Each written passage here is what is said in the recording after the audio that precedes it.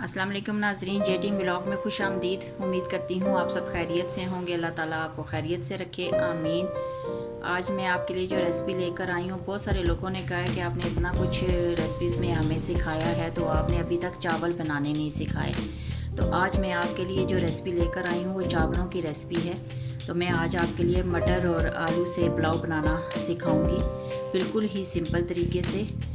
मैंने उसमें कोई एक्स्ट्रा कोई मसाले नहीं शामिल करने। आप कोई सा भी पुलाव तैयार कर रही हैं, जैसे चने का पुलाव हो गया, मटर पुलाव हो गया या आलू का पुलाव हो गया, तो आप इसको कोशिश करें कि सिंपल तरीके से बनाएं, क्योंकि इसमें आप एक्स्ट्रा मसाले डालेंगे, टमाटर, हरी मिर्चें वगैरह डालेंगे तो वो सब टेस्ट उन्हीं चीज़ों का आएगा। तो आप जो चीज़ तैयार करना चाह रही हैं वो उसका टेस्ट आपको नहीं मिलेगा। तो लिहाजा मैं आज जो आपके लिए मटर पुलाव बना रही हूँ, मैंने उसमें आलू भी शामिल किए हैं। तो बिल्कुल ही सिंपल तरीके से है, ये कम उम्र बच्चियाँ भी बहुत आसानी से इसको तैयार कर सकती हैं। तो आए अपनी रेसिपी की तरफ चलते हैं।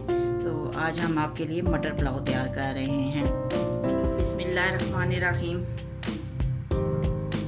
कुकिंग ऑयल हम इसमें शामिल कर देंगे तकरीबन 1.5 कप। आपको पता है चावलों में जो है ना, ऑयल हो या घी हो वो ज़्यादा इस्तेमाल होता है, और अगर आप घी या ऑयल कम इस्तेमाल करेंगे तो वो आपके चावल जो है वो बहुत ही सूखे सूखे से बनेंगे। ये तकरीबन मैंने इसमें 1.5 कप ऑयल शामिल कर दिया है। ऑयल को हम गर्म होने देंगे। ऑयल गर्म हो चुका है हमारा। अब इसमें प्याज, मैंने ये दरमियाने साइज़ की एक मैंने प्याज ले ली है, इसको मैंने काट लिया है। मैं 1 किलो चावलों से आज मटर पुलाव तैयार कर रही हूँ। चावल मैंने पहले से भिगो कर रख दिए हैं आधे घंटे के लिए। तो आप देख लीजिएगा, अच्छे चावल जो हैं वो कोशिश कीजिएगा कि आधे घंटे के लिए भिगो के रखें, क्योंकि वो जो हैं आधे घंटे तक भिगोए हुए चावल बहुत अच्छे तरीके से बनकर तैयार होते हैं। तो आप कोशिश कीजिएगा कि आधे घंटे के लिए आप चावलों को भिगो के रखें। और अगर नॉर्मल किसी क्वालिटी की हैं तो वो बेशक आप 10 या 15 मिनट के लिए भिगोया करें, क्योंकि फिर वो चावल ज़्यादा गल जाते हैं और वो हलवे की सूरत इख्तियार कर लेते हैं।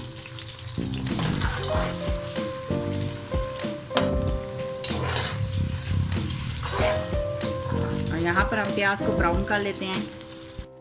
ये देखिए माशाल्लाह प्याज हमारी ब्राउन हो चुकी है। बहुत ज़्यादा आपने इसको ब्राउन भी नहीं करना है और बहुत ज़्यादा आपने इसको सफ़ेद भी नहीं रखना है। तो जितनी हमें ब्राउन चाहिए थी हमने कर ली है। इसमें हम 2 घूंट पानी शामिल कर देते हैं।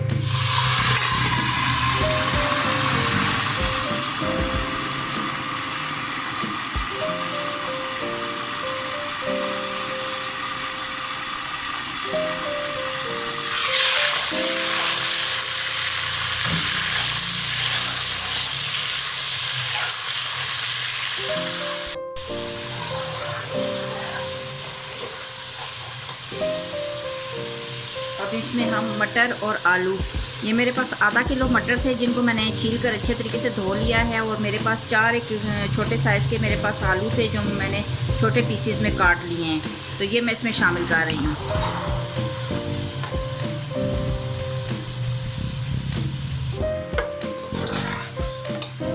हल्का सा इनको आपने भूनना है। अब इसमें हम शामिल करने लगे हैं लहसुन अदरक का पेस्ट।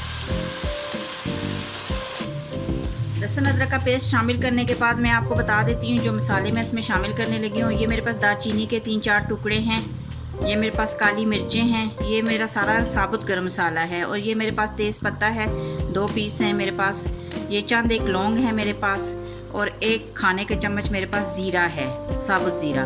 तो ये मेरे पास है जी कुटा हुआ गरम मसाला, कुटा हुआ गरम मसाला, ये भी मैं शामिल करने लगी हूँ। ये सारी चीज़ें आप इसमें शामिल कर दें।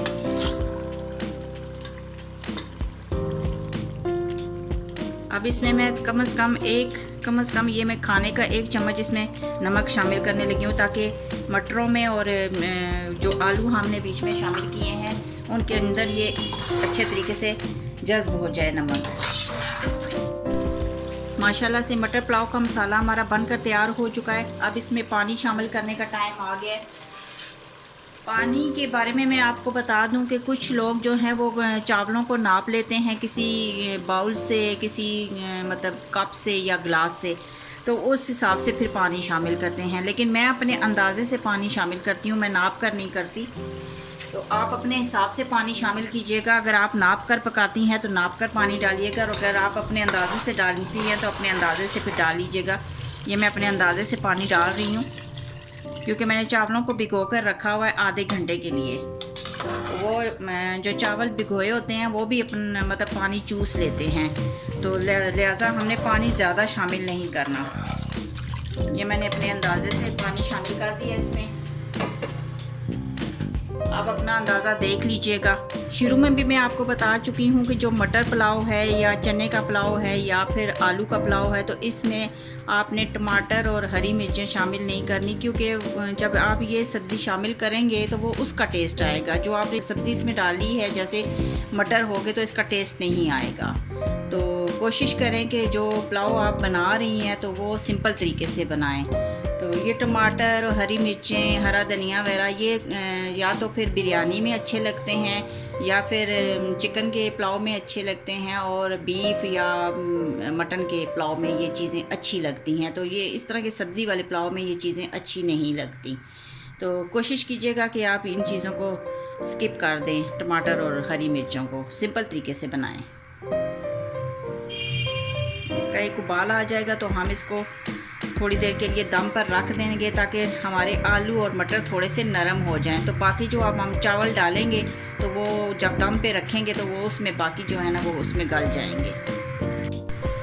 माशाल्लाह से मटर पुलाव के मसाले में हमारे ना उबाल आ चुका है। तो अब इसको हम ढक देते हैं ढक्कन से, और तकरीबन इसकी आँच को हम हल्का कर देते हैं, और तकरीबन 3 मिनट के लिए हम इसको रखेंगे, ताकि हमारे आलू और ज़रा मटर जो हैं वो नरम हो जाएं। माशाल्लाह से 3 मिनट हमारे हो चुके हैं।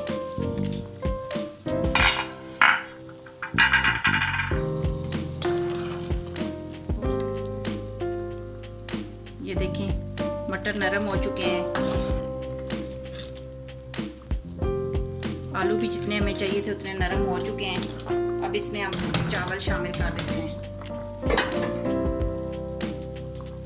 ये 1 किलो चावल है मेरे पास, जो मैंने आधे घंटे के लिए भिगो के रखे हुए थे। ये इसमें मैं शामिल कर रही हूँ।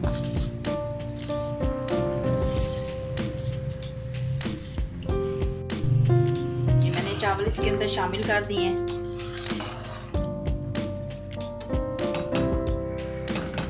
अगर आपने अंदाजे से पानी डाला है और आपको फील हो रहा है कि पानी कम है और चावल सही तरीके से नहीं गलेंगे, तो इस वक्त आप जब चावल शामिल करेंगी तो उस वक्त आप पानी और मज़ीद डाल सकती हैं। अगर उसके अंदर से पानी खुश्क हो गया तो फिर आप दोबारा पानी नहीं डालेंगी, क्योंकि उससे चावल आपके ख़राब हो जाएंगे। तो अगर आपने पानी शामिल करना हुआ तो जब चावल मिक्स करेंगी तो उसी टाइम आपने पानी भी शामिल करना है। अब इसका पानी खुश्क होने तक हम इसको पकाएंगे, और साथ हम नमक और डालेंगे, क्योंकि वो नमक हमने 1 चम्मच डाला था। अभी नमक आप अपने हिसाब से डालिएगा, साथ साथ चेक करती रहिएगा। अगर आपका नमक पूरा है तो फिर और डालने की ज़रूरत नहीं है। अगर कम है तो आप मज़ीद उसको ऐड करके साथ साथ चखती रहिएगा कि आपको कितना नमक चाहिए। ये देखें जी माशाल्लाह हमने पानी खुश्क कर लिया है। अब हमें उतना ही पानी चाहिए इसके अंदर जितना हमने इसको दम पे रखना है।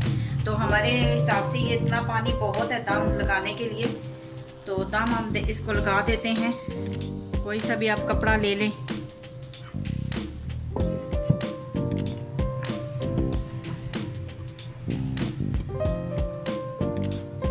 दम का बेहतरीन तरीका ये होता है कि आप इसको किसी तवे के ऊपर रख के दम दें, ताकि हीट इसको डायरेक्ट ना लगे।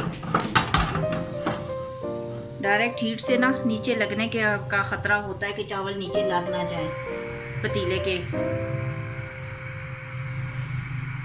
और इसका अच्छा रिज़ल्ट पाने के लिए मैं क्या करती हूँ कि मैं इसके ऊपर थोड़ा सा वज़न रखती हूँ। तो मैंने ये इसके ऊपर लंगरी रख दी है। तो अगर आपको अच्छा रिज़ल्ट चाहिए चावलों का कि निखरे निखरे से हों और सही गले हुए चावल हों, तो तब आप इसके ऊपर किसी चीज़ से ना वज़न डाल दें, ताकि आपके ना चावलों का रिज़ल्ट अच्छा आए। तो इंशाअल्लाह ताला बहुत अच्छी और शानदार हमारी ये डिश बनकर तैयार होगी। तो आधे घंटे का दम मैं इसको दूंगी, क्योंकि आधे घंटे तक मैं इसको बिल्कुल नहीं छेड़ूंगी। तो आप भी कोशिश कीजिएगा कि आप आधे घंटे के लिए रखें। आधे घंटे के बाद हम आपसे मिलते हैं। माशाल्लाह से जी हमारा आधा घंटा पूरा हो चुका है। अब हम चावलों को चेक कर लेते हैं। ये देखिए माशाल्लाह बहुत ज़बरदस्त दम आया है हमारा चावलों को। ये देखिए माशाल्लाह से निखरे निखरे हमारे चावल हैं और अच्छे तरीके से गले में। ये देखें अच्छे तरीके से हमारे चावल जो हैं वो गल कर तैयार हो चुके हैं। अभी मैं आपको डिश आउट करके दिखा रही हूँ। माशाल्लाह सुभान अल्लाह अल्हम्दुलिल्लाह हमारे चावल बनकर तैयार हो चुके हैं। देखें माशाल्लाह कितने निखरे निखरे से हमारे चावल हैं, कोई जुड़े हुए नहीं है, कोई मतलब इस तरह गीले गीले से नहीं है। माशाल्लाह बहुत अच्छे ज़बरदस्त तैयार हुए हैं हमारे चावल। आप इनको खा सकते हैं। देखें रायता मैंने तैयार किया हुआ है, ज़ीरे के रायते के साथ आप खा सकते हैं। ये सलाद है, सलाद डाल के खाएं, बहुत ही ज़बरदस्त टेस्ट आएगा आपको। तो मेरी इस रेसिपी को ज़रूर ट्राई कीजिएगा। बिल्कुल सिंपल तरीके से बनाए हैं मैंने। तो कमेंट बॉक्स में हमें लिखकर बताइएगा कि मेरी रेसिपी आपको कैसी लगी है। हमारे चैनल को सब्सक्राइब कीजिएगा, लाइक कीजिएगा, शेयर कीजिएगा और बेल आइकन को प्रेस कीजिएगा। तो इंशाअल्लाह ताला बहुत जल्द हम एक नई रेसिपी के साथ आपकी खिदमत में हाजिर होंगे। तब तक के लिए इजाज़त दीजिए। अपनी दुआओं में हमें याद रखिएगा। अल्लाह हाफिज़।